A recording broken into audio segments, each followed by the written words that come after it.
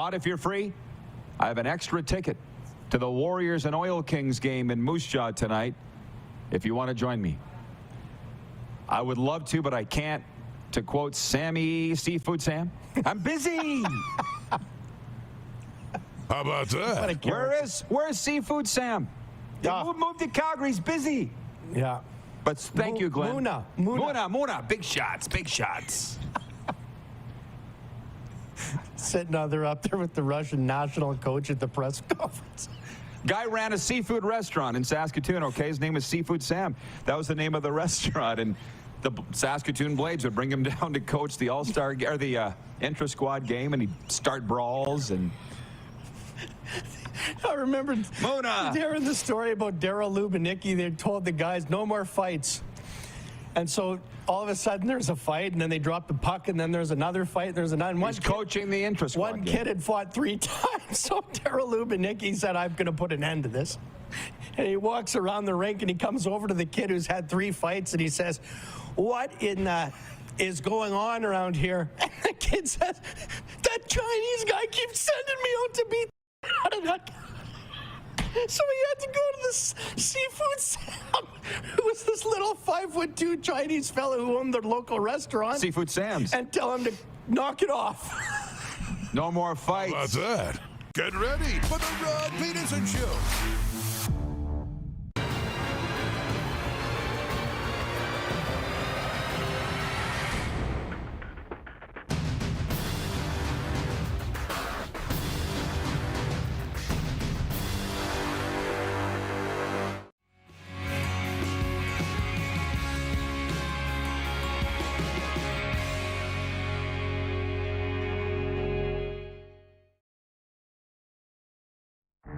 Now, Can't remember my roommate's name, but we couldn't get into our room, and 2 exotic dancers came down the hallway and said, here you go, let us give you a hand with that. how about that? I was 16.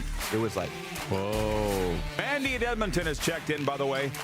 She says, flashback. I did find glitter around an ex's house all the way into the bedroom. Now you know. No charge. This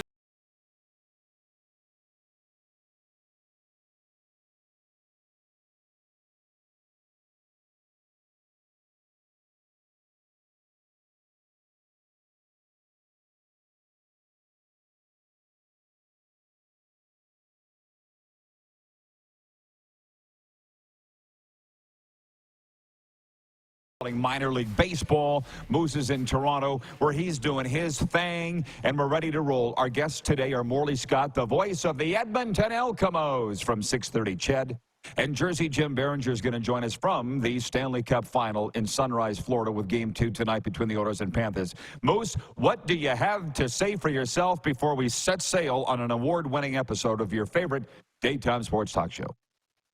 It is good to be alive, RP. I'll just say that. Great weekend of sports, good week coming up.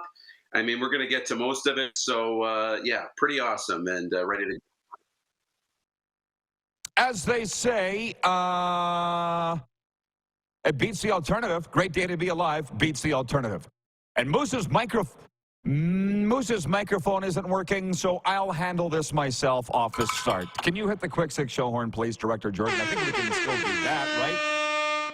Yeah, buddy. The big story. We do it every show. The big story of our quick 6 show topics is the Stanley Cup Final. The Edmonton Oilers will be aiming to tie the best-of-7 Stanley Cup Final Series at 1-1 tonight when Game 2 goes at American Bank Arena in Sunrise, Florida. The Panthers, with 32 saves from Sergei Bobrovsky, defeated the Oilers 3-0 in Game 1 on Saturday night. It's a biggie, 8 p.m. Eastern, 6 p.m. Mountain, where we reside. And, well, I guess I'll go out on a limb right now, give you my prediction for Game 2. I think the Panthers are going to take this one tonight, too. And you guys let me know when Moose is ready to go, because obviously I was expecting to have a one-on-one chat with him. But that's our poll question today. I should check our results so far. Who do you think will win Game 2 tonight? Yeah, Clark says they're working on his audio. I mean, shoot, I can handle it. I got a few years at doing this. I think the Panthers will win. We can sit here and kick around for 2 solid hours this series and what happened Saturday night. But the shots were 32-18 for the Oilers. What I keep hearing from everybody from the Oilers side is complete domination. Don't know how we lost. Played a great game. I guess that's all true. You were out-goalied, and I see the pundits saying, oh, Bobrovsky can't do this 2 games in a row or all series. Really? Who says? Because it's a really difficult and crappy feeling when you play great and lose, which we're going to get into with a lot of the other sports results on the weekend, where teams fumbled games away and they're kicking themselves. We know how that feels, and it doesn't feel great. But the Oilers are saying we can't. Well, they're not necessarily saying that, but the pundits are saying they can't play a whole lot better. And, you know, people are saying it's a vast disparity in the level of goaltending in this series. Well, we all told you going in that was going to be the case. No, it's not all about goaltending. McDavid, Draisaitl, all these guys were shut out in game 1. So we got Moose back here. The poll question on both YouTube, Instagram, and Twitter, go follow all of our accounts, is who will win game 2 tonight. 60% are saying the Edmonton Oilers, and I threw a curveball at everybody by wearing Oilers colors today, Moose, because I was an Oilers fan as a kid. If they win this series, I'll be happy, but not as happy as if the Florida Panthers win, because that's where I live, and that's my home, and that's a lot of my friends, and we've got a great relationship. So I'm cheering for Florida. I think they'll win tonight, and that's my take. What's yours? I think the Oilers win tonight, Rod. I said this from the beginning. I think we probably get a split here. I think we get a split back in Florida, because these 2 teams are so close.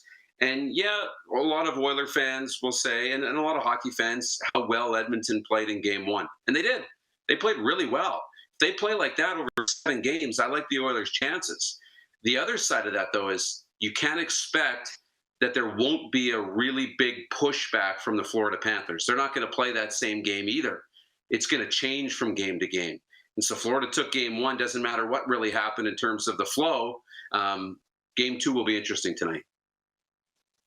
Game 1 feels like a week ago or maybe even a month ago, and we sit here and put our analysis on it. This is the first chance we've had to talk about it, but I wrote about it in my weekend column, 10 weekend things at rodpedersen.com and Facebook, and that is I underestimated the hunger level of the Panthers because I'm not in that dressing room.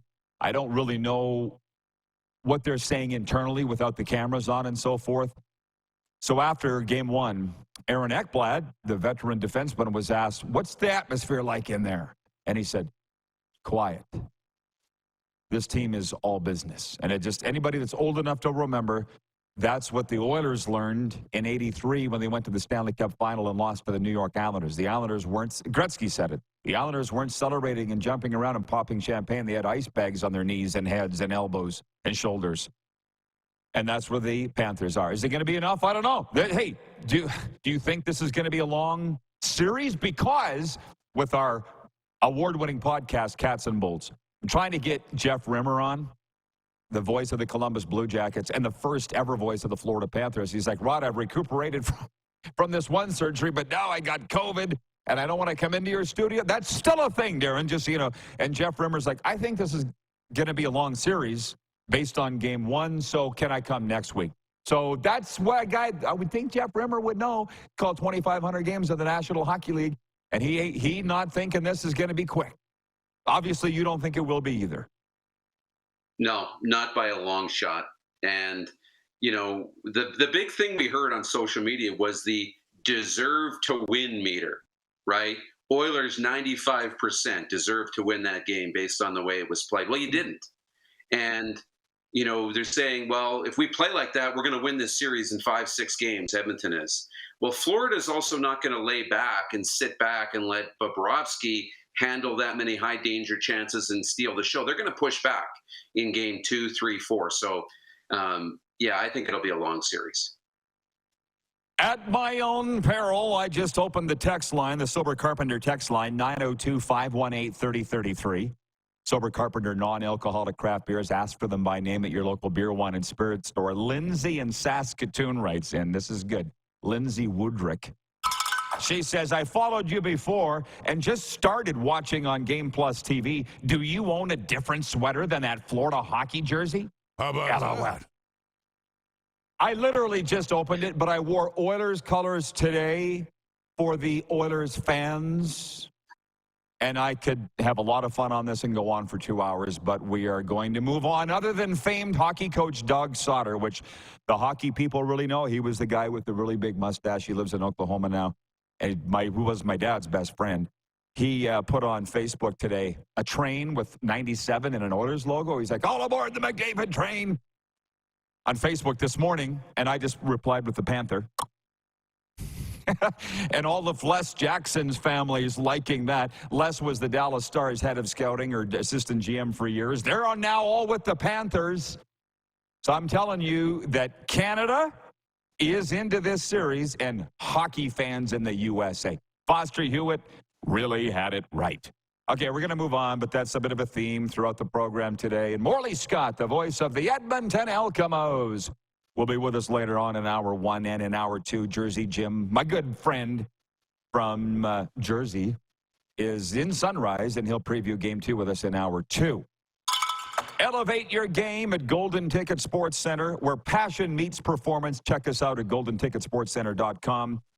They love having us here, and we love being here. I told Darren this morning you wouldn't believe how it's something. Not to don't take this the wrong way, everybody. But I said to Joe, our business manager, I said, I can't believe they have a facility like this in Moose Jaw. He goes, that's the point. That's what we're trying to show people. It's amazing. Point 2, the visiting Toronto Blue Jays will open a 3-game series Monday against the Milwaukee Brewers. The Jays are coming off a weekend series win over the Oakland A's, including Sunday's 6-4 decision in 10 innings. Righty Jose Barrios will be on the mound Monday for the Jays, while the Brewers will go with right-hander Colin Ray.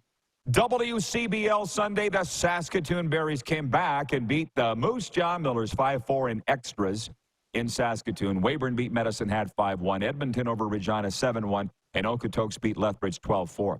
Before we switch to the CFL, the lady from Saskatoon, Lindsay, who was trolling me about my Panthers gear, I was going over analytics yesterday, Darren, and Saskatoon is now the number 2 city for viewership of the RP show. Saskatoon viewership has spiked. I don't know why, but it has. And I can give you all the top 10 viewers if you want, cities, but we got a long way to go in a short time to get here. So, point 3, Cameron Dukes threw 3 touchdown passes and ran for another as the Toronto Argonauts defeated the visiting BC Lions 35-27 Sunday night in the CFL season opener for both teams. Dukes finished 21 of 27 passing for 254 yards in leading Toronto to a 4th straight home win over the BC Lions. Please tell me you watched it. 35-27, Argos over BC. That was a hell of a game. It was an awesome game, and we didn't really know what to make of it going in. There's all these incredibly high expectations on BC and a lot of question marks around Toronto. And I think Cameron Dukes answered a lot of those questions, Rod. He was really good, mobile in the pocket, elusive, made plays when he had to, and was poised in the second half. I really liked the game from him. Vernon Adams was good. I really liked the receiver, Alex Hollins, in BC. Had a big game for them as well. That was just a really good football game last night. It was, and hey, I just, again, dipping into the streaming comments now, those that are watching online. And by the way, we're on the radio down there in Atlanta, WQEE, your southern home of sports and talk, where we are Atlanta's NHL show. Allie checking in from Texarkana, Texas. She says, happy Monday, RP and squad. Hey-o. Monty in Saskatoon says, that's awesome. Signed, Monty. He says Edmonton in 6. Yeah, maybe. John Schmeiser says, good morning from Kansas City. Bill Edwards in Regina says, good morning, all. Argos and Riders win. It was a good weekend. I left my Ron and Don bobblehead in Florida, the one that he shipped me down there. But don't worry, Bill, we still have it. And when we pop up back in Florida in the fall, you'll see it on the air then. I wrote down all of the Week 1 CFL games. Now would be a good time to talk about it. I have Week 2 written down as another point here. And by the way, Ali, you missed all the NHL talk, so you might want to rewind. I think the Panthers will win tonight, and Moose thinks the Oilers will win tonight. So I guess we'll have to see. But we discussed on Friday death, taxes, and Cody Fajardo winning. That's what you can count on, folks. It hasn't changed. Death, Taxes, and Fajardo winning. You can count on that. And we know that. And we expect Winnipeg will come back and be better after flatlining in week 1. We talked about it Friday. So Friday night, Calgary beat spoiled Bo Levi Mitchell's return. You're seeing people say, including our good friend Joe Madden, she's like, all the underdogs won in week 1 in the CFL. That shouldn't surprise anybody. These are base glorified preseason games in terms of continuity. Teams don't know what they have.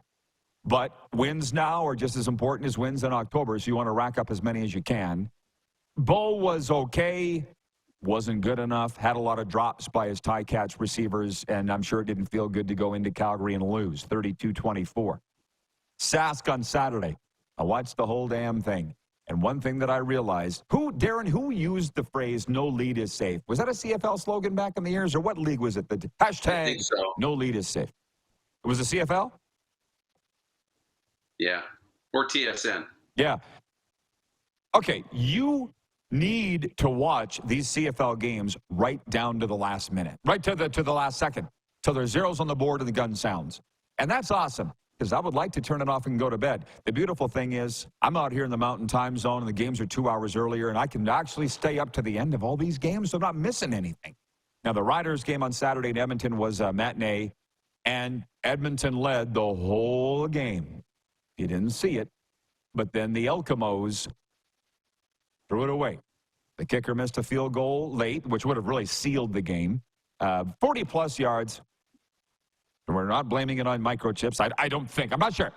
And McLeod Bethel-Thompson, the quarterback for the Elks, he fumbled the ball away when they had the chance on the last drive. Like, they gave it away. That's not Saskatchewan's fault. Corey Mace, a tremendous man from everything that I've been told, and clearly a great coach, gets the win in his debut, and that's all great. But Edmonton did give it away. Come on, we got their play-by-play guy coming up here, Morley Scott, later on this hour. I'd love to know what his post-game show was like. Probably a funeral, because Darren Edmonton, it ain't moral victory time. They should have had it.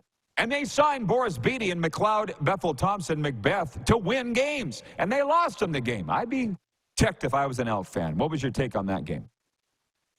Yeah, because the wins matter so much. And when you look at the teams that us prognosticators think you're going to be battling with down the stretch for the final playoff spot, we all think it's going to be Edmonton, Calgary, and Saskatchewan for the one final playoff spot. We've already chalked up Winnipeg and BC into the playoffs. So Calgary wins and you lost to Saskatchewan. So you're already behind the 8 ball to both those teams. But the encouraging, I know you don't want to, it's not moral victory time, but the encouraging sign is with those additions and what Chris Jones has done with that group, this Edmonton Elks team is going to be a competitive team all year. They just need to win a lot more of these one-score games than they lose. And on the flip side, because losses like that suck your soul out, but the thing is they're not getting blown out. In past games over the years, they've been getting blown out. Now, having said that, they lost the last second game to the Riders in week 1, too, in Commonwealth. I was there.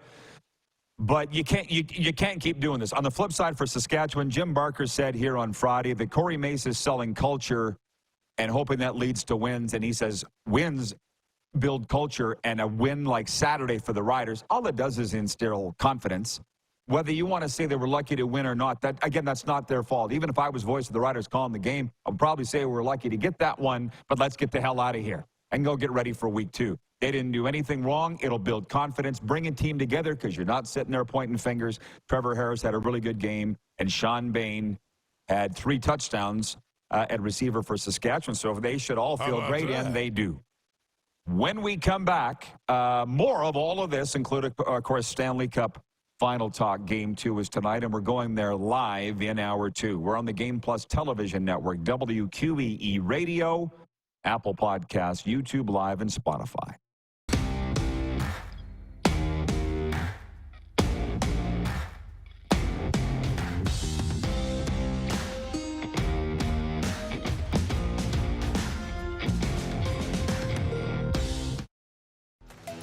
The live sports experience is changing. Teams and facilities are under pressure to provide online and in-venue entertainment. IKS Live has the right team to deliver. We provide service across North America and produce the best fan experience in the seats or streaming to you.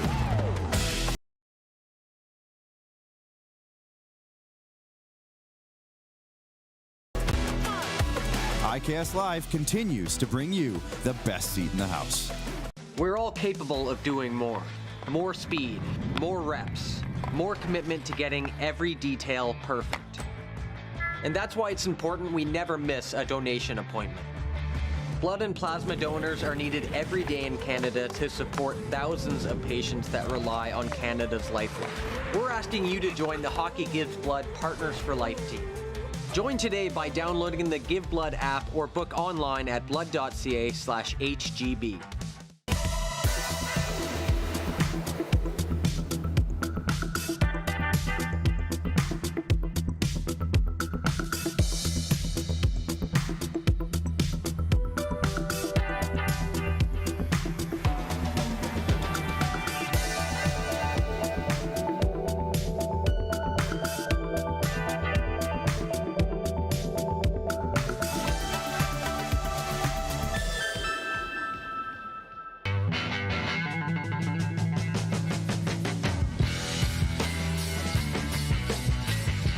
Did you know that you can help save a life?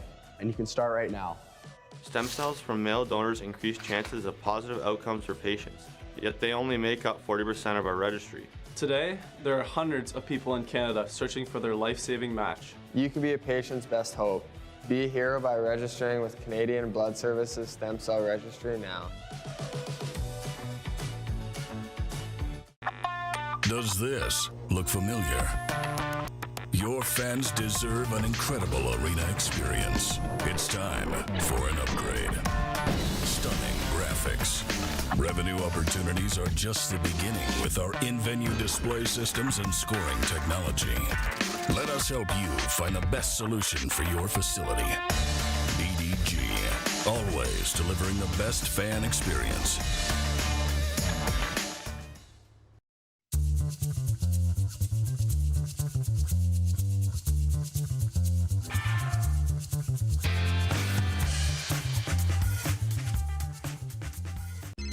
Text 902-518-3033.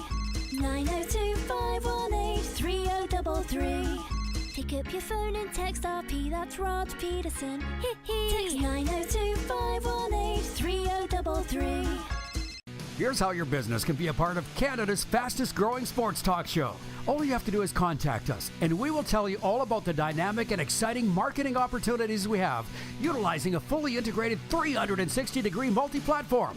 Imagine your business seen and heard across Canada on Game Plus TV and around the world on the Rod Pedersen Digital Network. You will use one of the most overused expressions in sports. You gotta be kidding me. Get your business involved. Contact the Rod Pedersen Show today. Hey, honey, can you get one of the kids to show me how this Twitter thing works? Honey, I need to get on Instagram. Time for more of the Rod Pedersen Show. Hey, everybody, welcome back to the RP Show. Hey, the Saskatchewan Rattlers professional basketball team plays out of SaskTel Center, offering the best entertainment for all of Saskatchewan sports fans. Their season has started with leadership from their NBA experienced head coach, Larry Abney.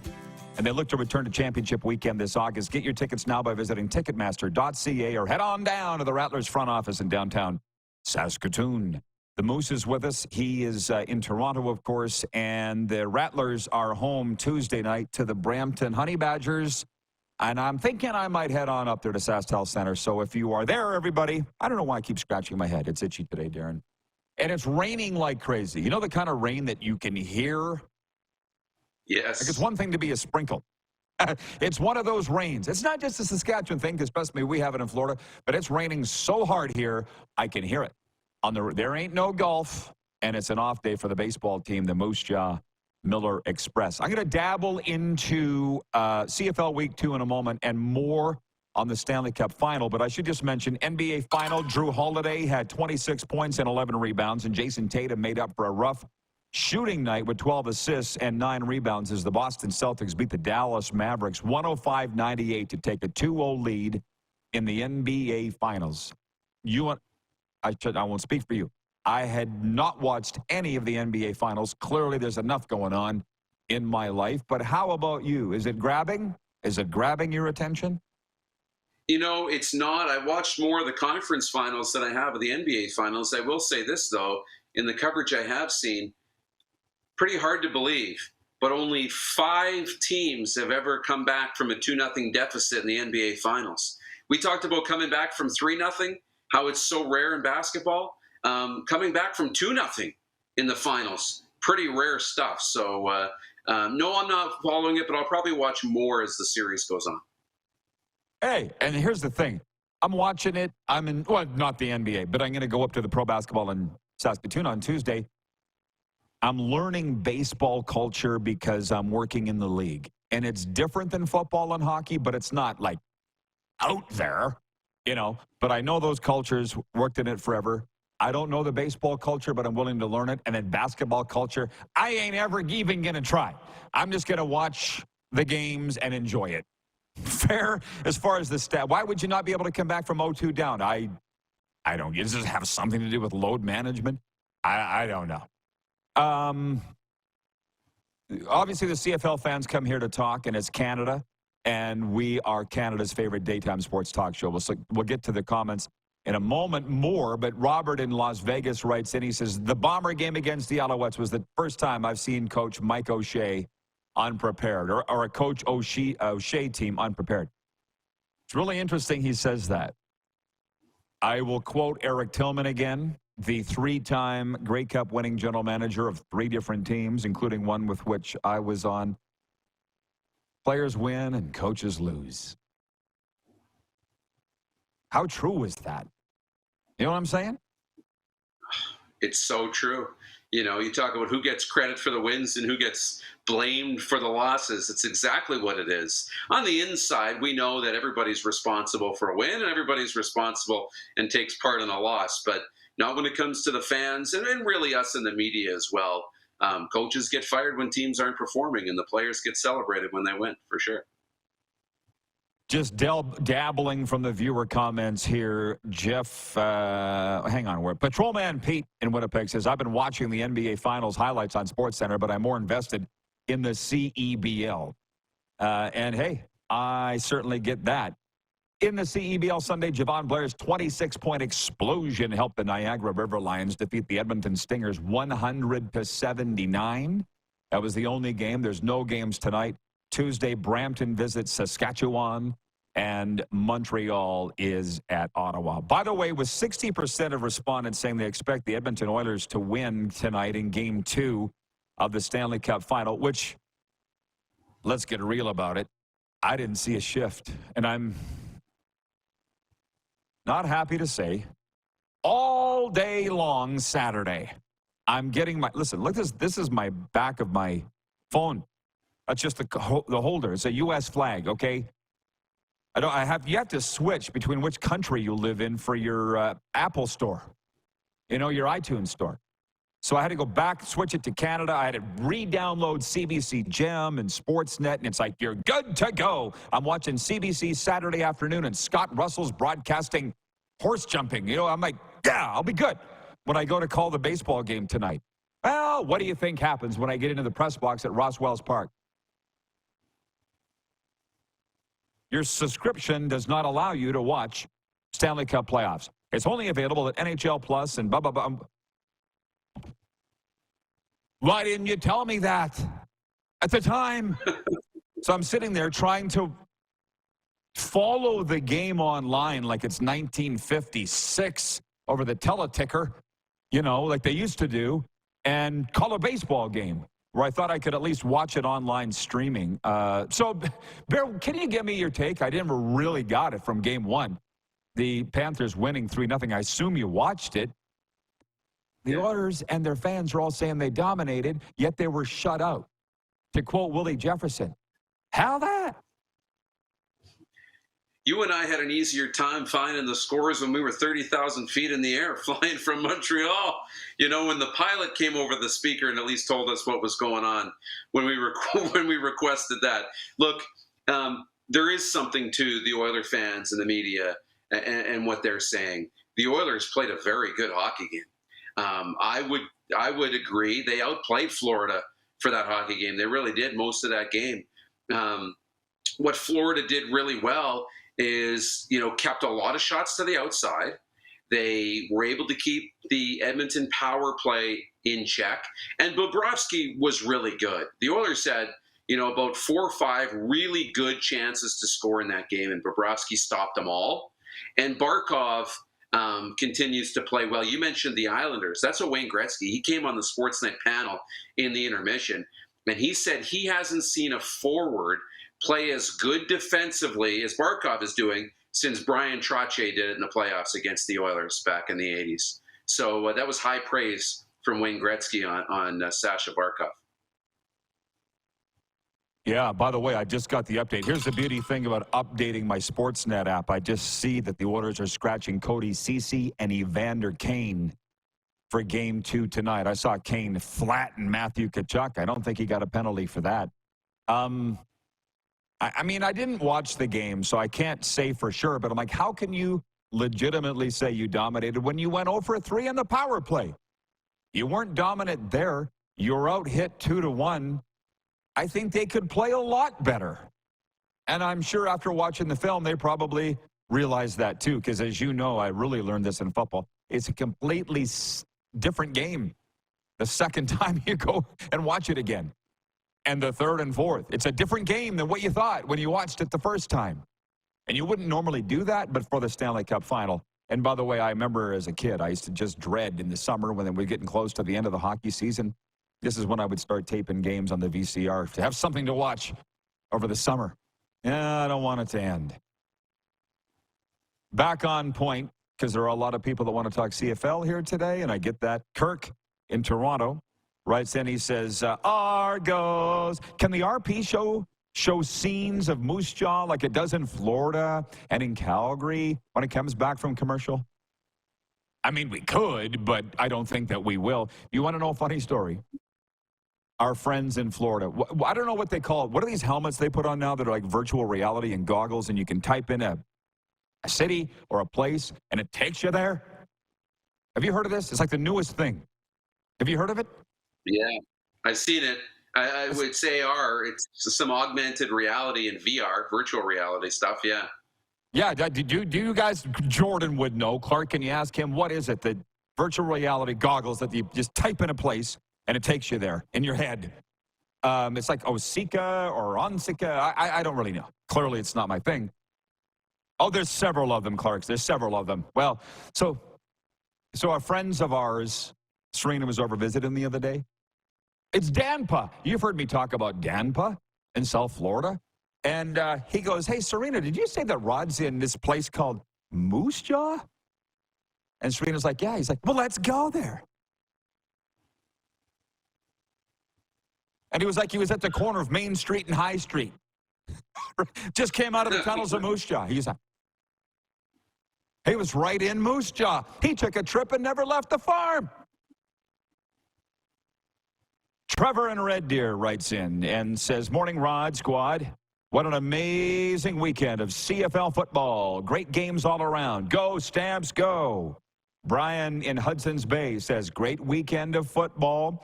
Argos look good. If the Dukes of Hazzard keeps playing like that, it'll be bye-bye Chad Kelly. And he says, I would think, Rod, coming back from an 0-2 deficit is because the team up is probably the better team. So hard for the not as good team to beat the better team. Just my 2 cents. LOL. I get that. But in baseball, teams come back from 0-2 down. Hockey comes back from 0-2 down. Happens all the time.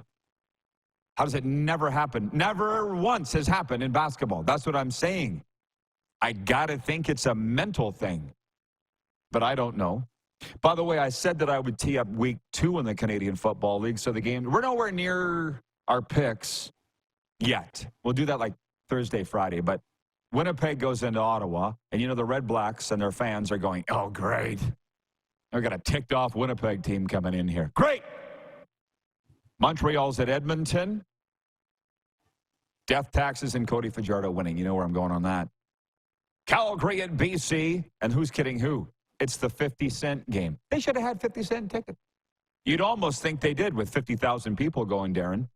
And you got a snarly Lions team. And then Sask at Hamilton, which we'll be talking about all week. But let me ask you this about BC. We all thought BC was going to be the world beaters. I got them to pick to win the West and go to the Grey Cup. Did they lose the game or did Toronto win it? In your mind, the learned football person that you are. Toronto won it. We all think, there's this narrative out there that without, Chad Kelly, the Argonauts are now not going to be one of the best teams in football, and they're going to go in the toilet and struggle to survive until he gets back. Cameron Dukes stepped up and showed that he can be a viable option. 254 yards through the air. What did he have? 3 touchdown passes. They're a good football team. Defensively, they were a team that caused Vernon Adams to have 6 turnovers last year in a game. They're a good football team. They got weapons. So they showed that they're very well-rounded, special teams, all the rest. So Toronto's going to be fine because now we've learned that they've got a quarterback who can lead them through this early part of the season. Exhibit A and B, I'm sorry to say, but that the fans and the media don't really know what they're talking about. And that includes me in both of those categories. I didn't know what Cameron Dukes was all about, but I know the guy that very well, I talk to him all the time, that got Cameron Dukes into the CFL. Go look up Cameron Dukes' history. He's like, don't sleep on this guy. He can lead a CFL team. But I'd never seen him play. But he was fully confident that Cameron Dukes could go into a CFL game and win. Now, he didn't do it last year, but he's not a rookie anymore. He's in his 2nd season, and look what he did last night. He looked great. By the way, Dunnigan said on the air Saturday's game that he's got Edmonton going to the Grey Cup. Did you guys check his glass, Morley? Were they imbibing Saturday afternoon at Commonwealth Stadium? And would you have been surprised if they were? Moose, I'll see you in hour 2. You bet. See you then. Morley Scott, the voice of the Edmonton Elks, joins us after this timeout. We'll be right back here on Game Plus Television, WQEE Radio, Apple Podcasts, YouTube Live, and Spotify.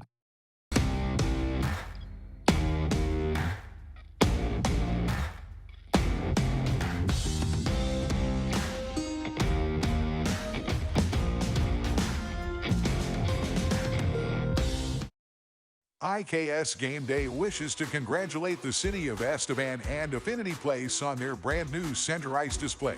This state-of-the-art score clock features 5 LED faces with full motion graphics, scoring integration, and our new Halo mounting system.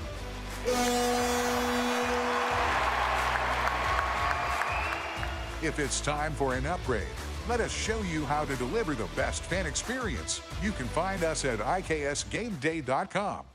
Now the race is on and here comes pride in the backstretch. Celebrate 40 years of Sawyer Brown. Some girls don't like boys like me. With Shenandoah. You got to get me to the church on the Cumberland Road. Plus special guest George Fox. Saturday, October 26th, Moose Jaw Event Center. I'll take the dirt road. Tickets are on sale now at the Moose Jaw Event Center box office or online at sasktix.ca. 6 days on the road and I'm Sawyer Brown and Shenandoah live.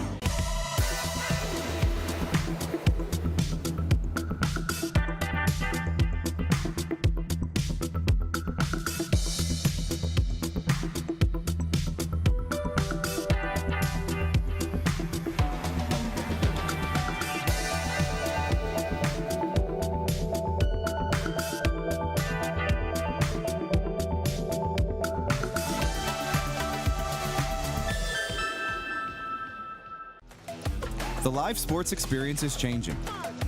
Teams and facilities are under pressure to provide online and in-venue entertainment. IKS Live has the right team to deliver.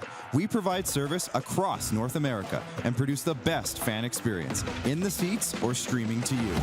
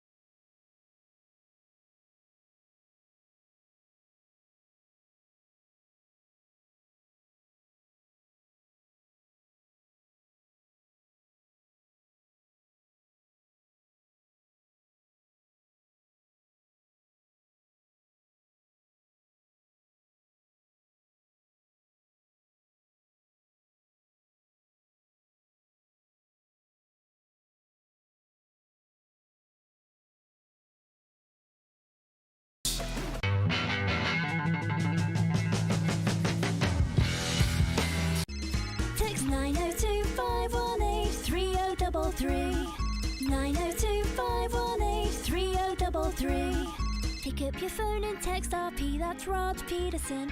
Text 902-518-3033.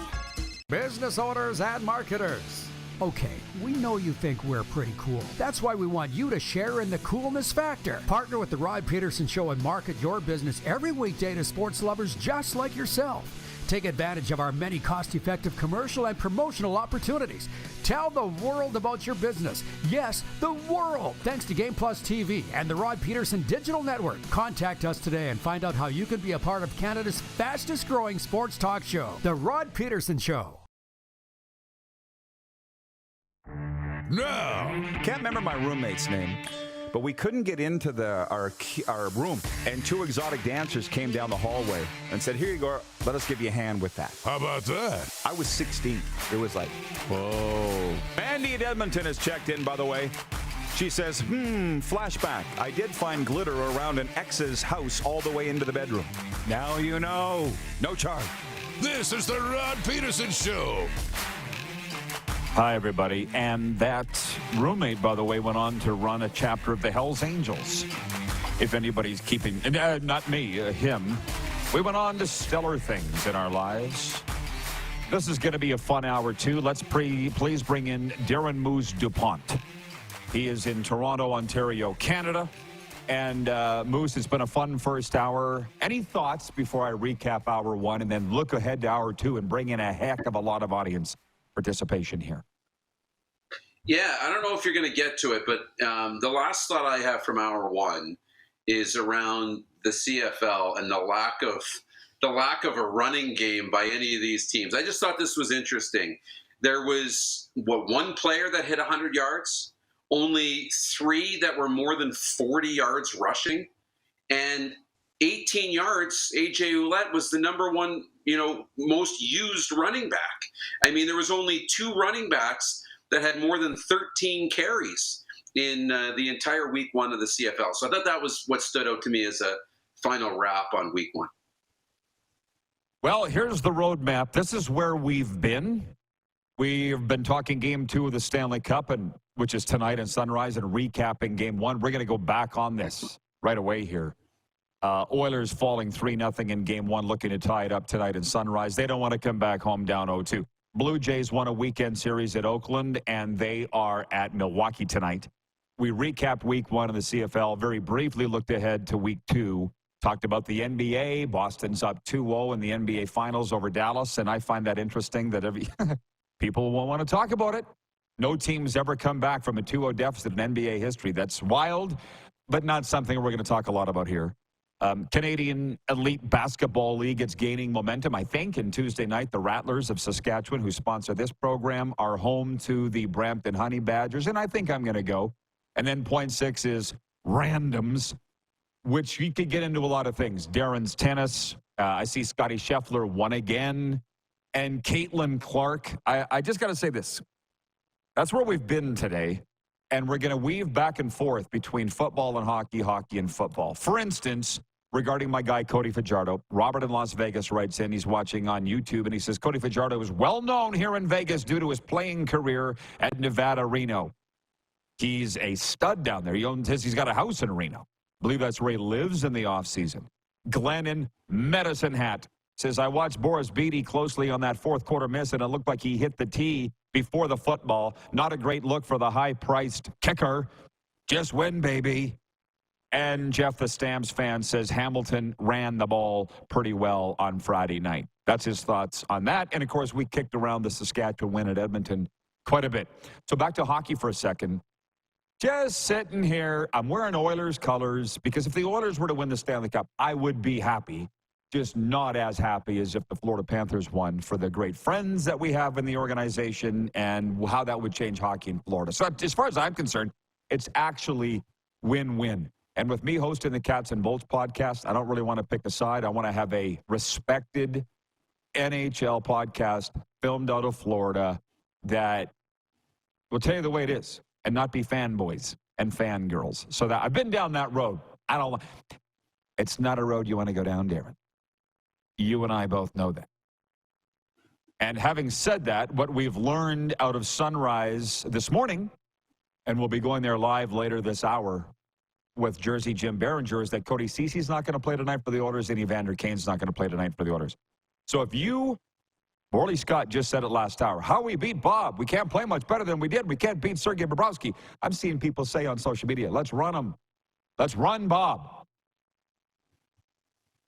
What is this, 1975? How about that? How do you feel about that?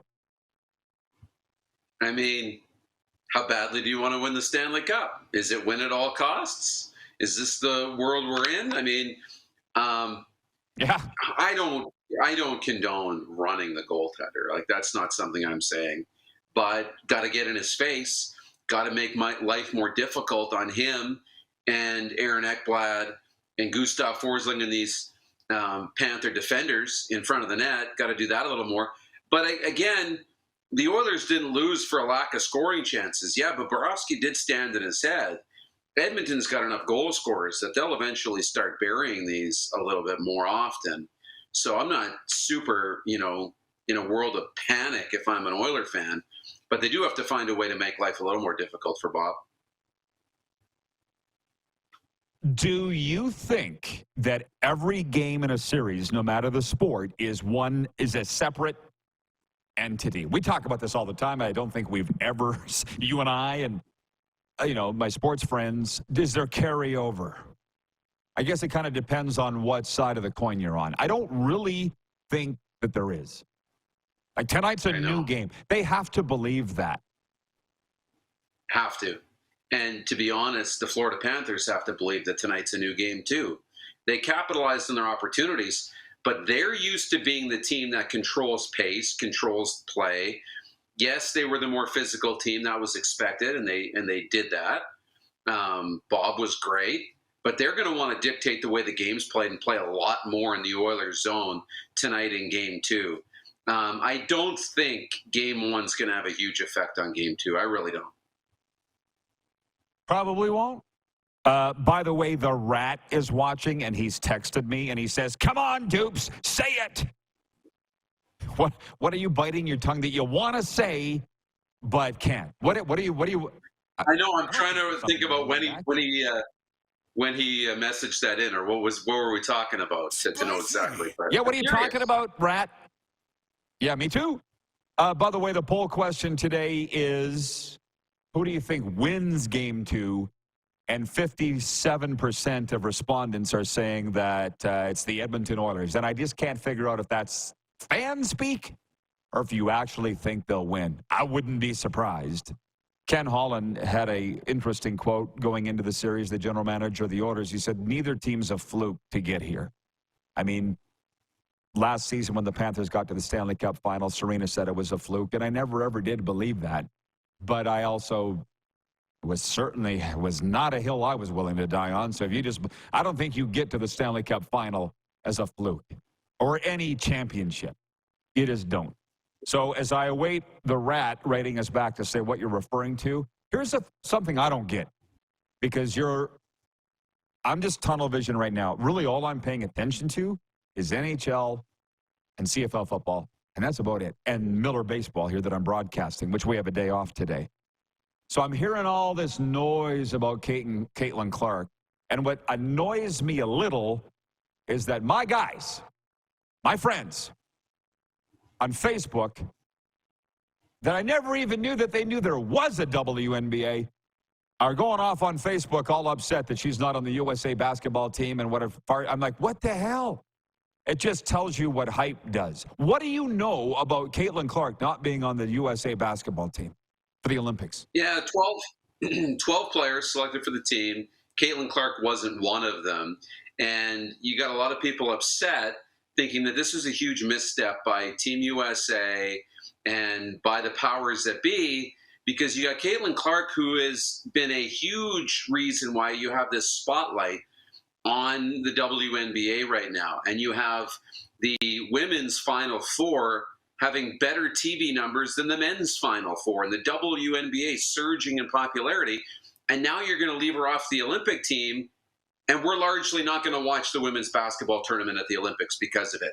But if she had been on Team USA, the ratings would be through the roof. And a lot of people think this is taking the game backwards a step, and they're not wrong in that regard. Is she one of the 12 best players in the United States? That's up for debate. There are a lot of women who have earned that opportunity to play there. But I think it was Robert Griffin III, ESPN, who made a great point. All these cheap shots against Caitlin Clark. If you put her on the basketball team, on Team USA in year one, where she really hasn't necessarily earned it, that's going to make those things worse. And the apathy towards her from other players in the WNBA, it's going to make it worse. She's off the team, taking a little bit of a lump here. She's going to earn her way onto this team in 4 years. I think that's going to help the rest of the league maybe respect her a little bit more. And I think it's probably going to shelter her a little bit. So it's probably a good thing. Okay, good. I mean, I not only don't know anything about it, I care, frankly, even less. So I'm glad that you have your thumb on it. I see that it's a story, but I'm not spending my time and wasting energy on it. By the way, the Rat says, the goalie. Say what you want to say about you think they should run Bob tonight. The Rat thinks that you think they should run Bob tonight. Is he right? Get in his kitchen. Throw him off his game. Again, I'm not advocating to run the goaltender. I won't do that.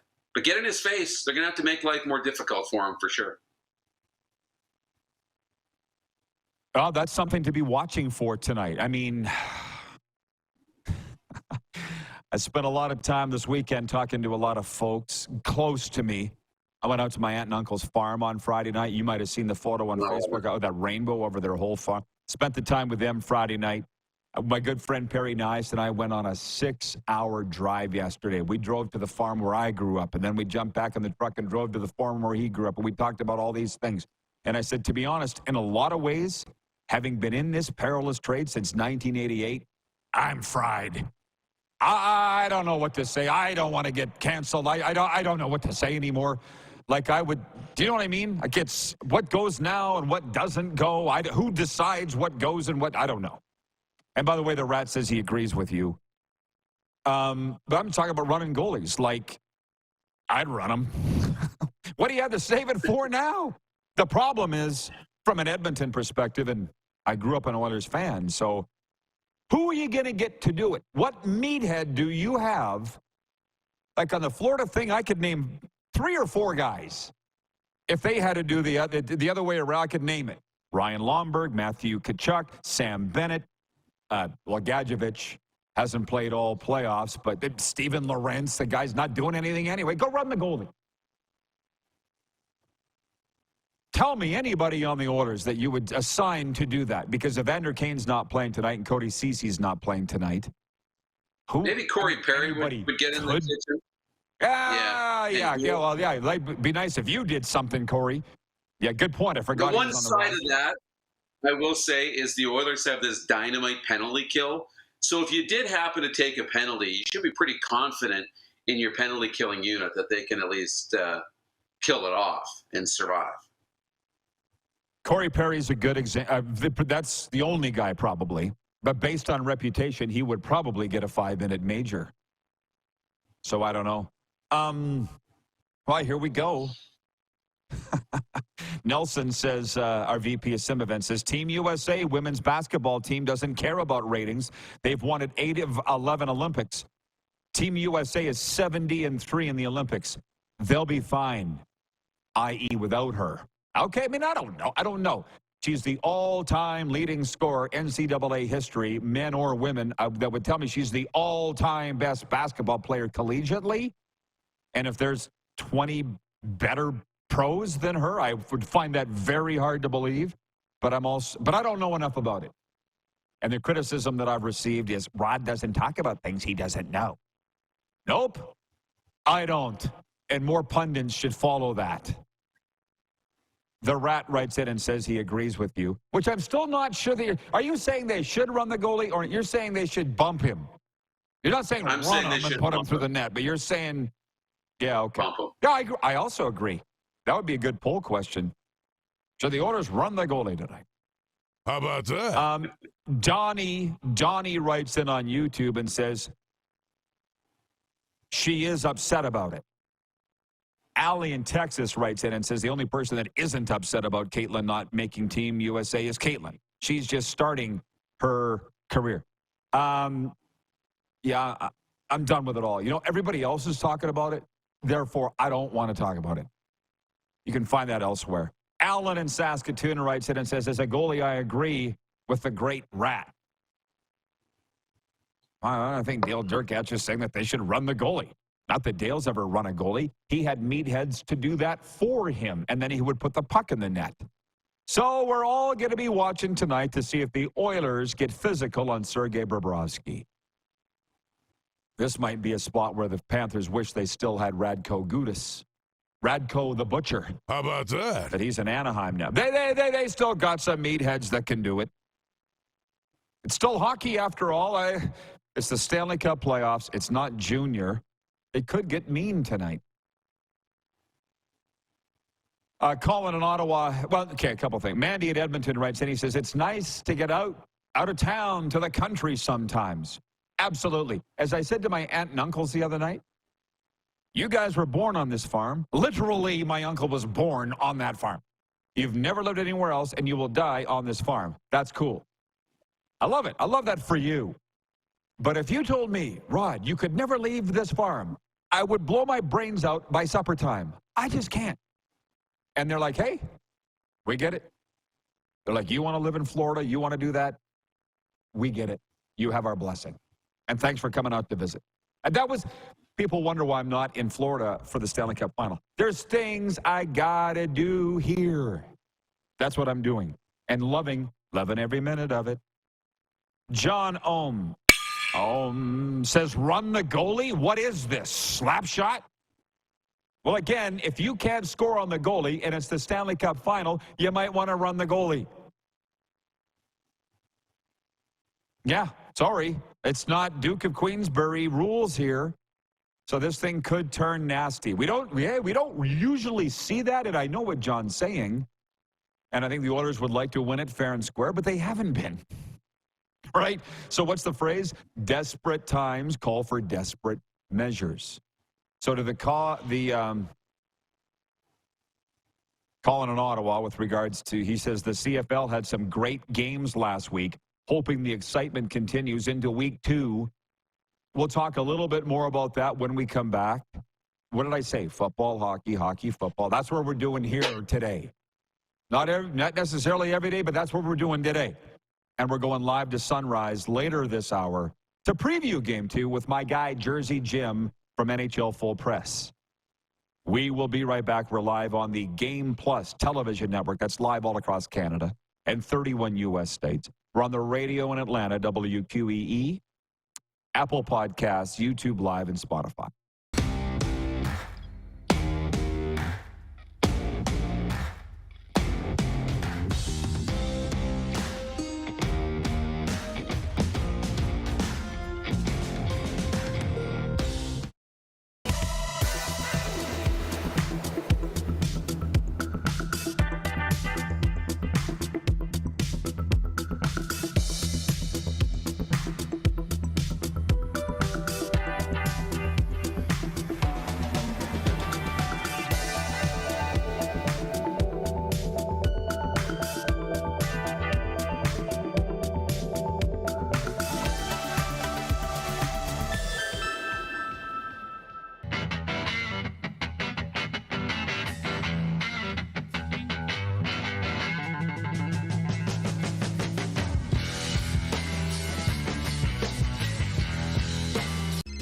Text 902-518-3033.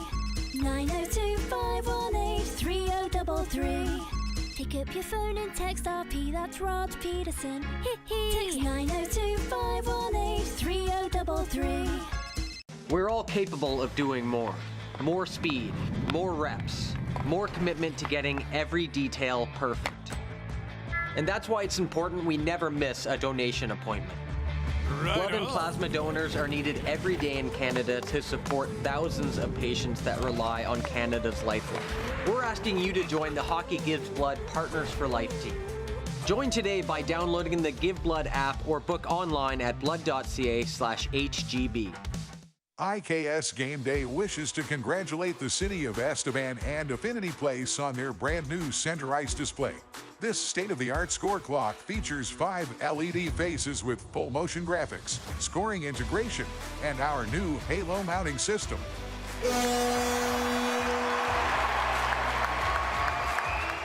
If it's time for an upgrade, let us show you how to deliver the best fan experience. You can find us at iksgameday.com. The live sports experience is changing. Teams and facilities are under pressure to provide online and in-venue entertainment. IKS Live has the right team to deliver. We provide service across North America and produce the best fan experience, in the seats or streaming to you.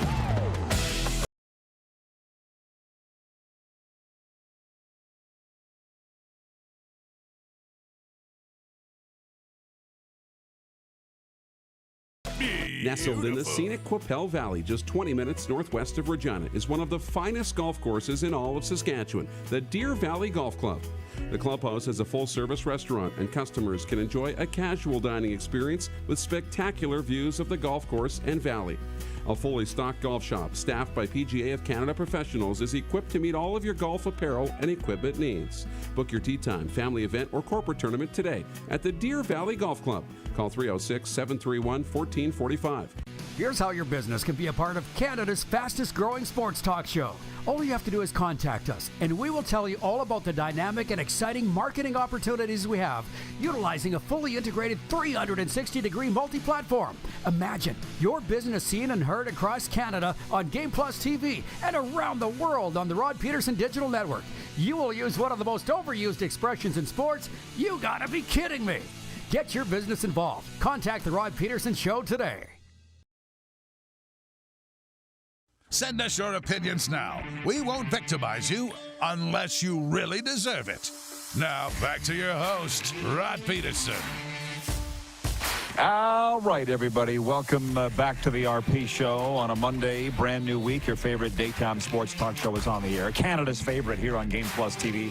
We're brought to you by EMJ Marketing. Transform your audience with powerful presentations from EMJ Marketing's elite speakers. Check out their website at emjmarketing.com. And the Saskatchewan Rattlers professional basketball team's heating up this season, led by former NBA Toronto Raptor Jalen Harris, with talent and coaching staff from the LA Clippers. Be sure to get your tickets now. Do not miss the action at SaskTel Center this summer. Visit Ticketmaster or head on down to the Rattlers front office in downtown Saskatoon. Tuesday night, home to the Brampton Honey Badgers, and I think I'm going to go. No confirmation, but I see no reason why I wouldn't go. Let's please bring the Moose back in, and we've got a high viewership here today. I think the CFL fans have shown up. As Clark said last week, they've woken up. A lot of CFL fans have shown up. So everybody, tell us what you would like us to talk about right now. Listen, I opened the door on Caitlin Clark, but I'm not going down the road. I opened the door. I'm not walking through it. Don't give me your Caitlin Clark thoughts, everybody. Stop it. But I will say this. Craig in Calgary writes in with regards to the Stampeders hitting 700 franchise wins Friday night that nobody's talking about, and Jeff the Stamps fans mad that nobody's kissing their butt about it. He says Calgary piled up a lot of wins in the 90s, but only 2 Grey Cups. Sure, but they did it. And to be honest, I went back and checked. You might have seen me flip on my page, Darren. Our gal Joe Madden from Sports Grid said all underdogs won in week 1 in the CFL. But my notes have Stamps favored by 1 Friday night. I don't know what the final point spread was going into the game, but that's not a real big upset that Calgary would win at home 32-24 over Hamilton, is it? And I don't know, did you watch much of the game? The thing about these games early on is we don't really tend to know what everybody is yet. You mentioned glorified preseason. In terms of predicting the games, it's very difficult. Because we don't know what everybody is, especially when I look at Hamilton and Calgary. That was the one game where I'm like, I don't really know what these two teams are yet and who I would really favor. I think that's why the spread ended up being so low. I mean, Bo did some really nice things, ended up with 300 yards through the air, and they look good on the ground. I think the Ticats have a lot to be excited about. I think it's one game, Rod. It's one game. But I fear I may have underestimated the Calgary Stampeders just a little bit because they look pretty good in week 1. Jake Mayer looked pretty good as well. But it's That's 1 week. why Pat McAfee calls it Overreaction Monday. And coming out of the weekend, everybody's overreacting. And the thing is, it's week 1. Now, granted, those wins in the bank you want, pardon me, but it doesn't necessarily mean a lot. Where's the comment, John? Says Panthers in 4, 5, or 6. Sorry, Oiler fans. Mr. Google writes in. He says, hi, Rod. How come the CFL doesn't have an app on the Google Play Store? That's an easy answer for me. I don't know. I don't work for the CFL. Ask them. Listen, I'm not Mr. CFL. I'm a fan. I don't know this. Ask them. I don't speak for them. Jeff in Yorkton writes in. He says, it's not running the goalie. It's being in tight. The Florida defense is doing a better job of boxing traffic out. Yeah. What Darren's saying is they need to find a way to beat that and get inside the box. They got some absolute monsters on the blue line, led by Nico Mikkola. He's a giant, 6'7". Good luck getting in there. Yeah, I think it wasn't good for the Oilers when Aaron Ekblad said after the game, it's quiet in our dressing room. This team's all business. They're not celebrating. They got 1 goal. When you're that locked in, I'll be honest, I daydreamed, Aaron. I allowed myself to daydream, and I thought, where would the Stanley Cup parade be? And would I go back to Florida for the Stanley Cup parade? Would I go down Los Olas Boulevard? That's like the Vegas Boulevard. It's like the party, Las Vegas, because Fort Lauderdale's the home of the Panthers, basically. Not Sunrise, not Miami, Fort Lauderdale. Or would it go down Sunrise Boulevard West and end at the practice facility? Because that's the Panthers' home. That's where they're having watch parties on the road. And I'm like, you can't think that way. It reminds me of the 2009 Grey Cup. We had a 16-point lead going into the 4th quarter. I'm standing on the sidelines beside Gaynor the Gopher and Steve Mazurik, our director of marketing. 16-point lead, Darren. We got it in the bag. I'm sitting in my mind, what's our Grey Cup ring going to look like? The last one had the Ryder logo in emerald surrounded by diamonds. We should have a Grey Cup with diamonds. And me and Gaynor are like jumping up and down, hugging each other. We'll look over at Steve Mazurik, Ryder alum, and our VP of marketing, and he was just like this. He knew. You do not think that way until it's done, signed, sealed, and delivered, and the gun hits 0, and the clock hits 0, 0, 0. You know, you can't think about this stuff. And you can see how fans do. You can. The only reason I don't anymore is because I've seen the alternative. Is that maybe, I don't know, is that why Leaf fans get so carried away and Canucks fans? Human nature. I don't know get why. excited. Yeah, about anything, about a potential new job, or when you buy a lottery ticket. This will be the year that I win. What happens when I win? What am I going to do? I can't wait to call my family and tell them that we've won all these millions of dollars. And, you know, we get excited about all these things before it actually happens. It's good to be excited because that's why we play the games. That's why we buy the lottery tickets. It's okay to dream about what might happen if you win, but you can't let that consume you too much, because then you end up setting yourself up for big failure when it doesn't happen, especially for sports teams. So that's the balance we play. You want to be excited. You want to be, thinking about what happens when you win, but also if it doesn't work out, it makes it that much worse. Yeah, and Allie in Texarkana says it's never over. Well, it's over when it's over, but I mean, was it the PWHL final where they thought the series was over and then upon review? People have really screwed up sports. There's today's breaking news. People have really screwed up sports. Thank God coming out of Game 1 of the Stanley Cup Final, we didn't have an officiating controversy. And for that matter, we didn't have a controversy in the Canadian Football League coming out of Week 1, too. When you consider how big of a factor officiating is in sports these days, there hasn't been a controversy yet. It's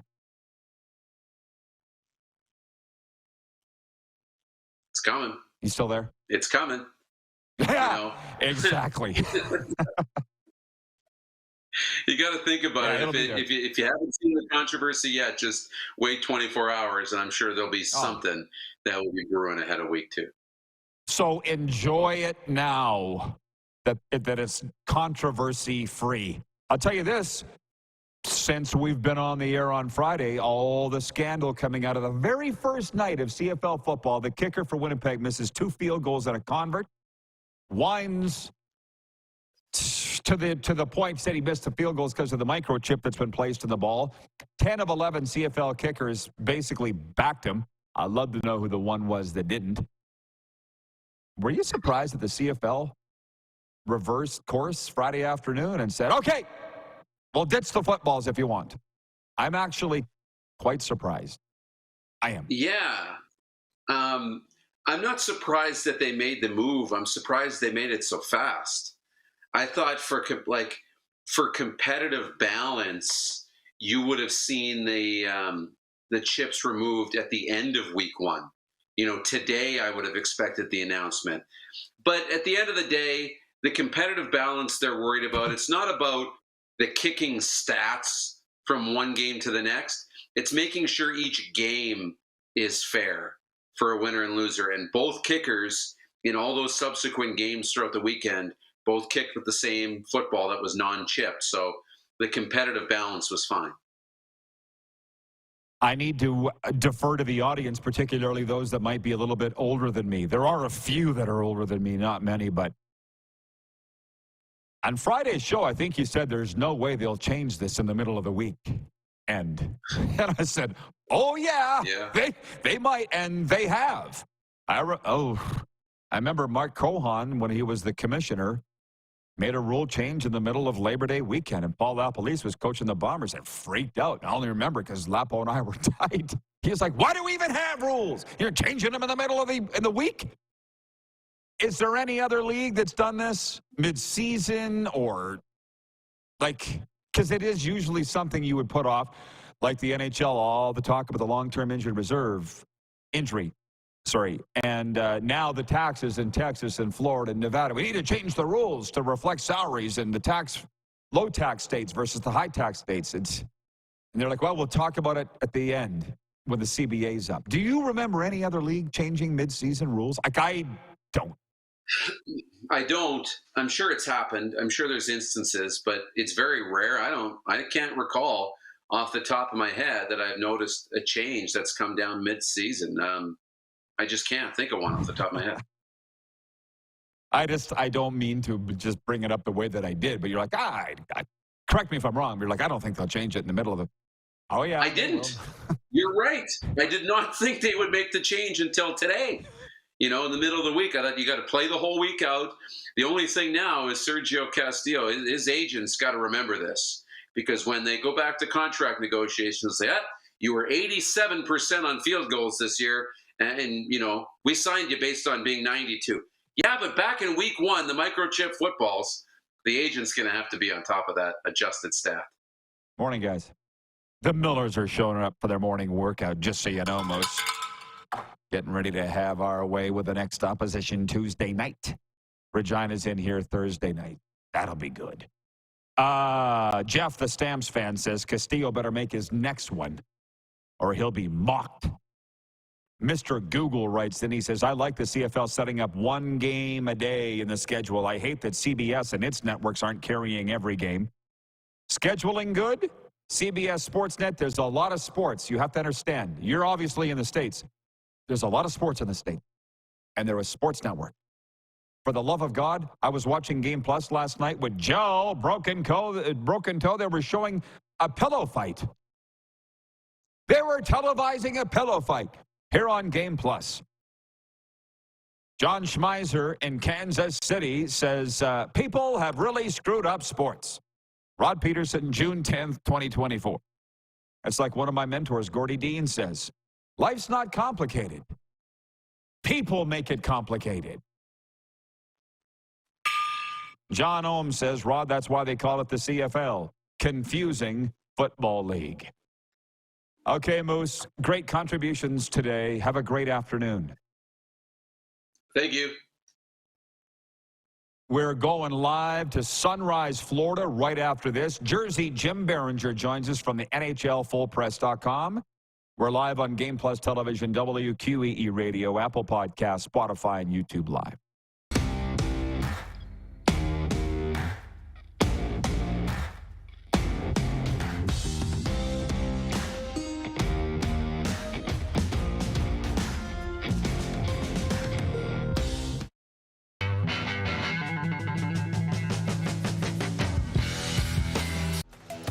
The live sports experience is changing. Teams and facilities are under pressure to provide online and in-venue entertainment. IKS Live has the right team to deliver. We provide service across North America and produce the best fan experience, in the seats or streaming to you.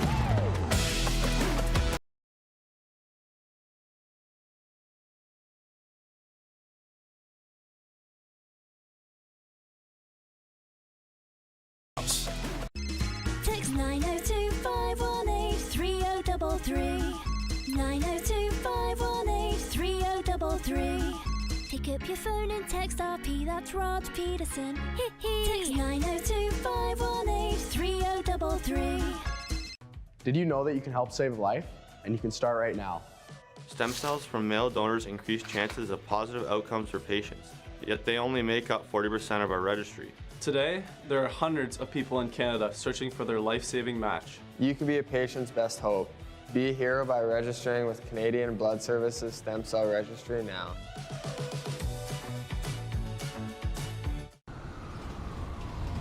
I'm Bridget Lacquette. I'm a First Nation Olympic silver medalist, and I'm proud to represent Indigenous hockey players across Canada. Each year, hundreds of Canadians need a stem cell transplant from an unrelated donor to save their life. Anyone can have a hard time finding a stem cell match, but for Indigenous peoples, it can be even more difficult because just over 1% of prospective donors on Canada's stem cell registry are of Indigenous backgrounds. Be a hero. Join me in Hockey Gives Blood in helping to make a life-saving difference to those in need. Register today at blood.ca/beahero.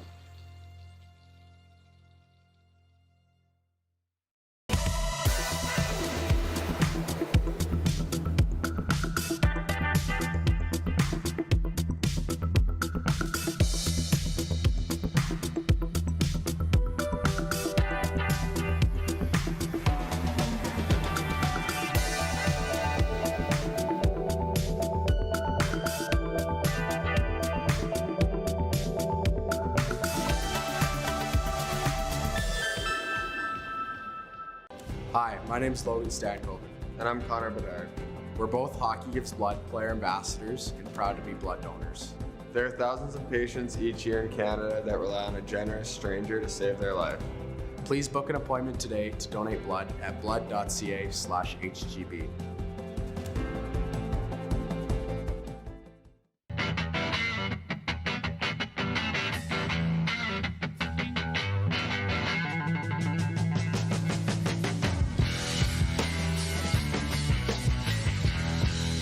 Business owners and marketers. Okay, we know you think we're pretty cool. That's why we want you to share in the coolness factor. Partner with the Rod Pedersen Show and market your business every weekday to sports lovers just like yourself. Take advantage of our many cost-effective commercial and promotional opportunities. Tell the world about your business. Yes, the world. Thanks to Game Plus TV and the Rod Pedersen Digital Network. Contact us today and find out how you can be a part of Canada's fastest-growing sports talk show, The Rod Pedersen Show. Oh, yeah, he's back. Time for more of the Rod Pedersen Show. Ladies and gentlemen, as you know, when we talk NHL hockey, it's brought to you by Common Crown Brewing Company, turning your everyday common beer into a unique and exceptional experience. Check them out at commoncrown.ca. Our guy, Jersey Jim Biringer from Full Press NHL, is down there in Sunrise, Florida, and he's been following all the Stanley Cup players, been covering the NHL all year. Jimbo, our viewers are saying it looks like you're having a blast at the Stanley Cup. Before we get into the nuts and bolts of the games, can you talk about what your experience has been like in the Sunshine State? It's been great. First off, thanks everybody for following along and watching my coverage. It's great.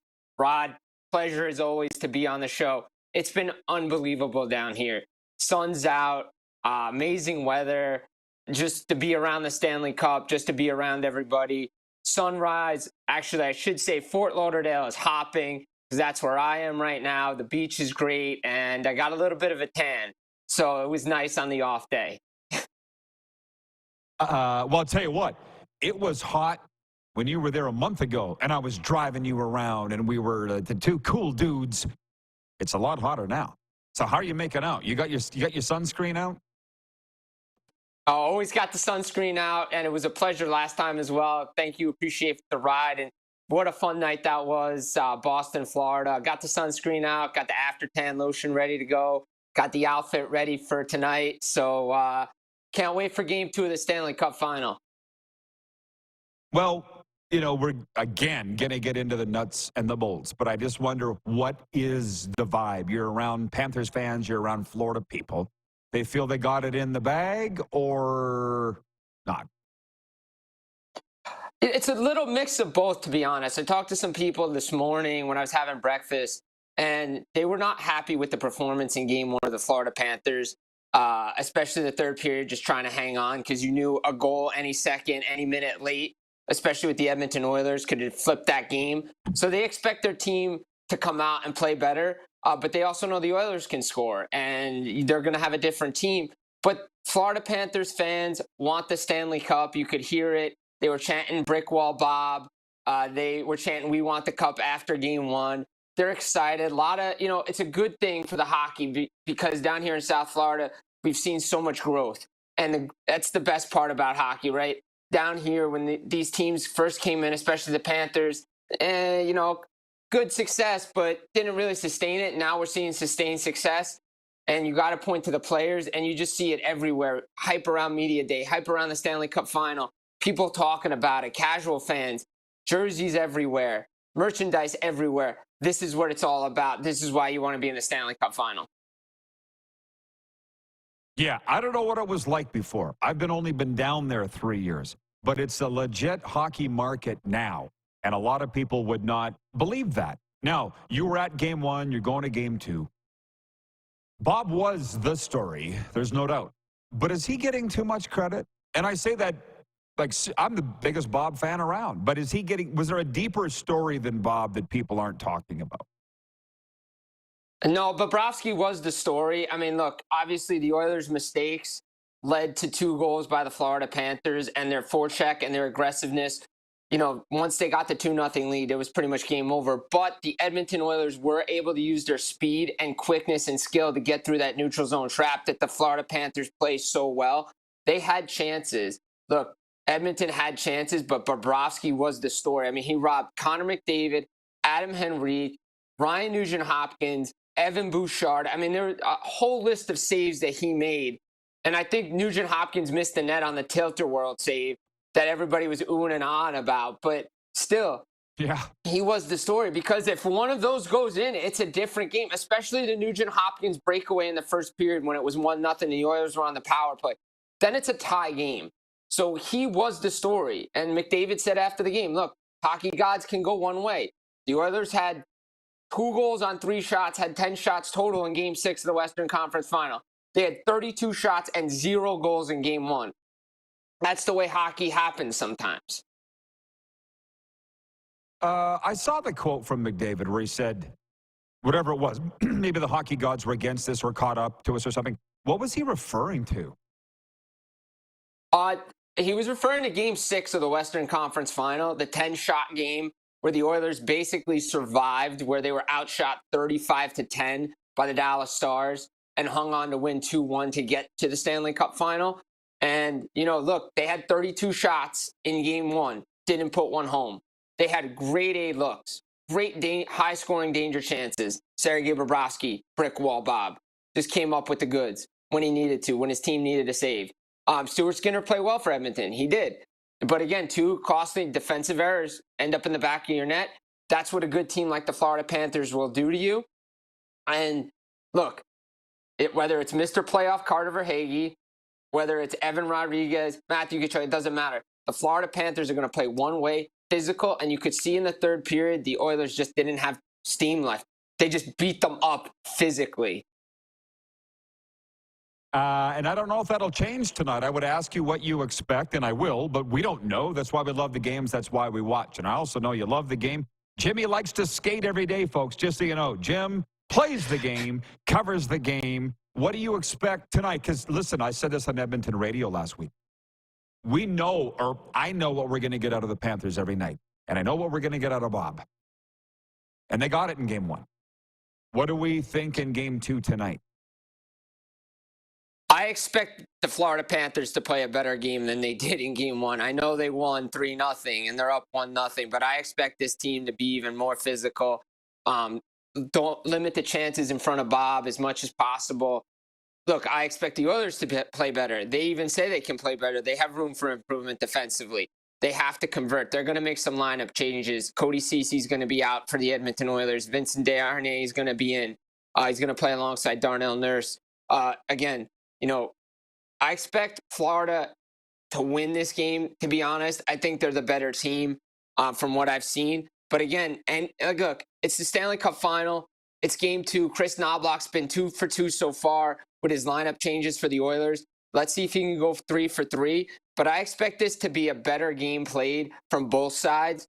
It was a good pace in Game 1, but I expect it to be even better in Game 2 because, as McDavid said after the morning skate today, it feels like a regular game again. There's not all the hoopla surrounding Game 1 of a Stanley Cup final. Now we're back into it. We've been off a day. We've got our rhythm back.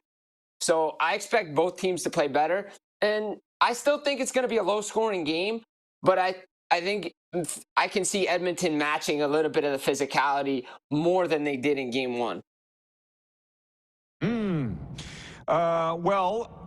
You're obviously enjoying the series, writing in your own unique way. Tell our viewers where they can follow your stuff, Jim. They'll enjoy it, I guarantee you. Yeah, you can follow me, fullpresshockey.com, NHLrumors.com as well. You can get me at Jim Biringer on X as well. Follow at FullPressNHL on X as well. Jersey Jim 33 on Instagram if you want to follow along. Nightcap Recap as well on Instagram, so check some stuff out. We got some great videos and always providing great content for you, Rod, for your podcast as well. I'll send you more stuff tonight. I really appreciate that, man. And by the way, your rumors, rumors can be dangerous, but God, they're fun. And you've been on this Markstrom rumor all winter. Do you want to just, what are you hearing down there or where he's going to end up, the goalie for the Flames? Yeah, look, I think the Devils and the Flames are going to continue trade discussions. Obviously, as we spoke last time, the deal fell apart before the deadline. Markstrom has it in his mind. He wants to leave Calgary. New Jersey seems to be the spot to go. Let's see if they can rekindle something and get it to the finish line. I think it's going to be more quiet now than it was prior to the deadline because I just don't think they want things to leak out and to a point where they have to back out again and then Markstrom gets upset again because he was in the media. So I think if the Devils are going to make the move, it is for Jacob Markstrom. Again, what the package will be, we'll find out. But I got to imagine the first-round picks got to be a part of it and maybe a player like Alexander Holtz. Thank you, man. We'll be watching for that. More importantly, watching Game 2 in your coverage. Jim, keep up the great work. Enjoy yourself. I know you are. Thanks for the time, man. Hey, always a pleasure, Rod. Thank you for having me on. And, guys, enjoy the day and enjoy Game 2. Jersey Jim checking in from Sunrise, Florida. Overtime is next. Get all your comments in on the day. 902-518-3033 for Sober Carpenter and the streaming feed. And we'll be right back on Game Plus Television, on the radio, WQEE, Apple Podcasts, YouTube Live, and Spotify.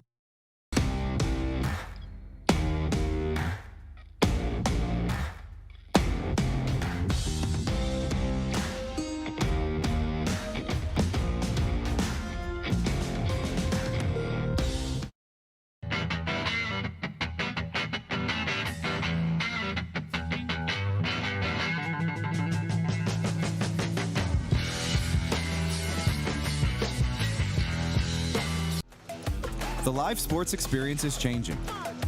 Teams and facilities are under pressure to provide online and in-venue entertainment. IKS Live has the right team to deliver. We provide service across North America and produce the best fan experience, in the seats or streaming to you.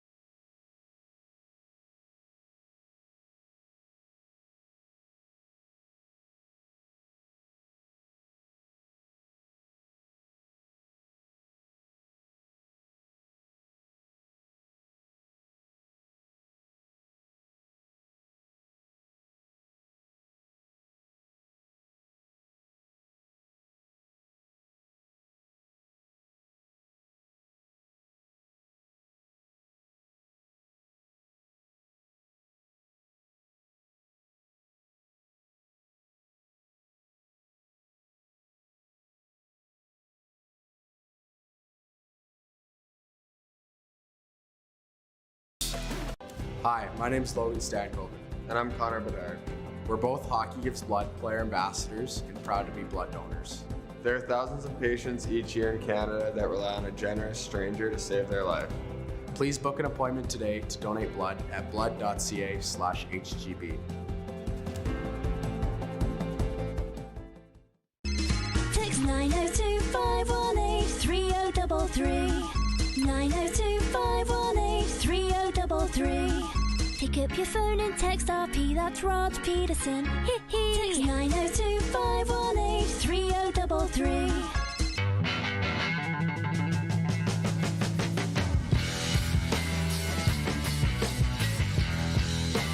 Here's how your business can be a part of Canada's fastest growing sports talk show.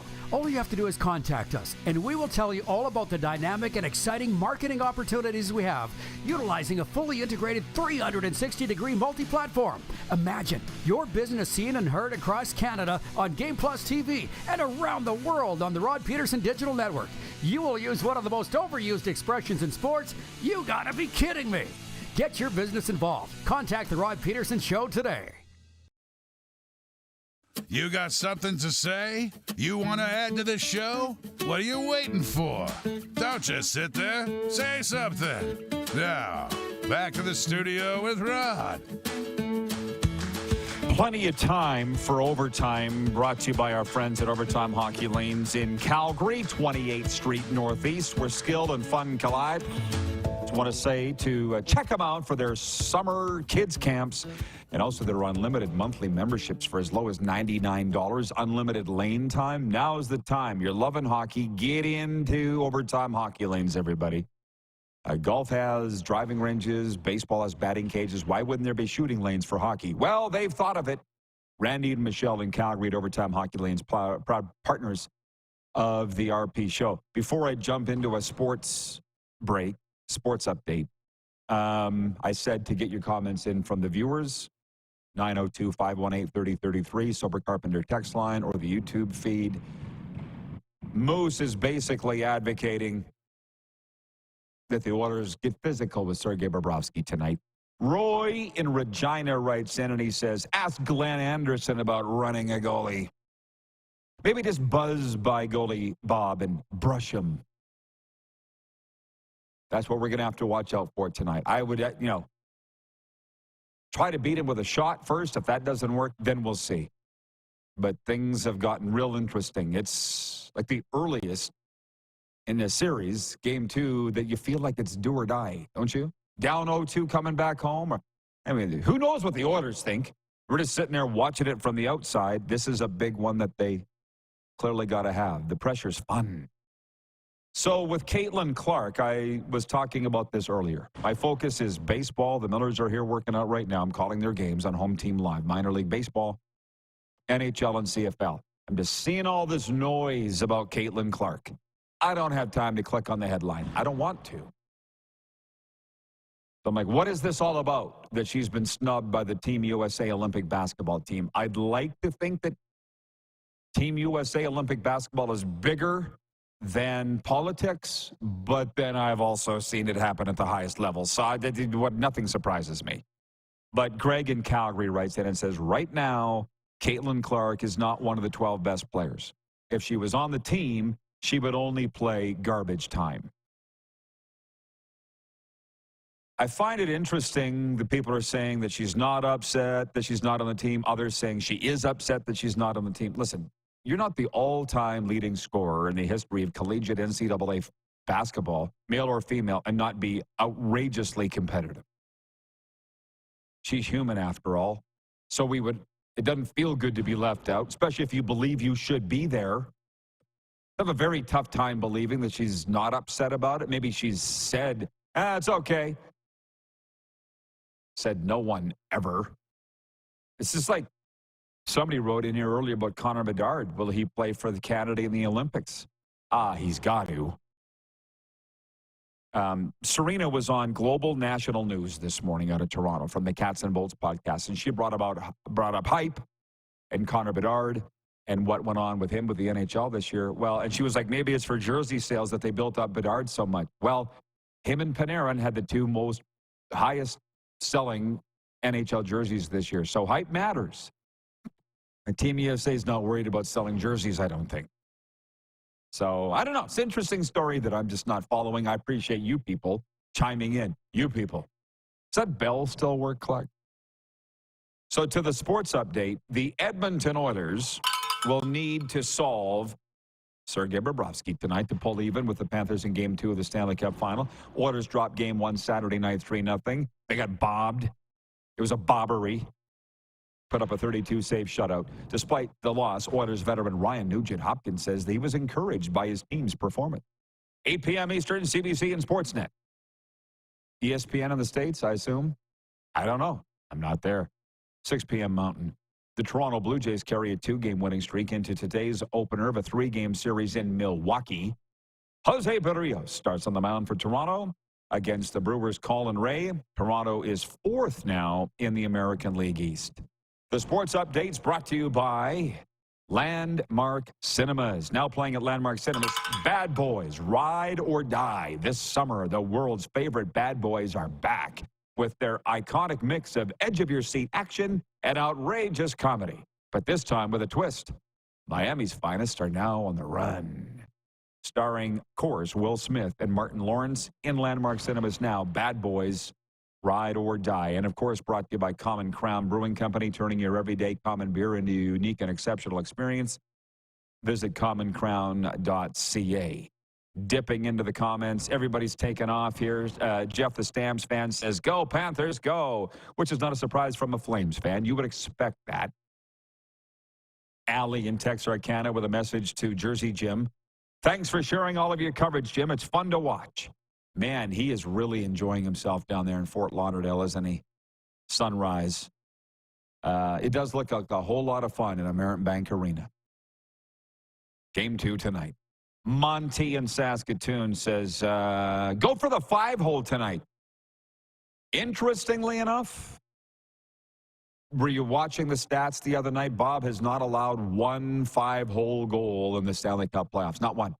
All the goals have been up here. But, Monty, you shoot for the 5-hole. I wouldn't tell you what not to do or do. And he says, no way Edmonton is going to win tonight. That's from Monty, who also says it's an awesome show today. And to be honest, I got to agree. Tomorrow, Lee Genier joining us from the Saskatchewan Rattlers. And Britton Griffiths, I was thinking of him this morning. I'm out of here. Britton used to say when he was the play-by-play voice of the Moose Jaw Warriors. And Here we are in Moose Jaw. Saturday night was fun, by the way. We had the WHL Cup at the game, at the Moose Jaw Miller Express game against the Swift Current 57s, which the Millers won, by the way, 8-4. And the Warrior people were down, and Atlee Calvert threw out the first pitch, and it's just so darn much fun here this summer, following the Western Canadian Baseball League and calling games on Home Team Live for the Moose Jaw Millers. Thursday night, we're home to the Regina Red Sox. It's the only midweek home game of the week, and that's going to be fun. Big thank you to Morley Scott, the voice of the Edmonton Elks and the longtime color voice of the Edmonton Oilers. Enjoy the hockey tonight. Thanks to Jersey Jim as well. Thanks to you. We'll do it all over again tomorrow, noon Eastern, right here.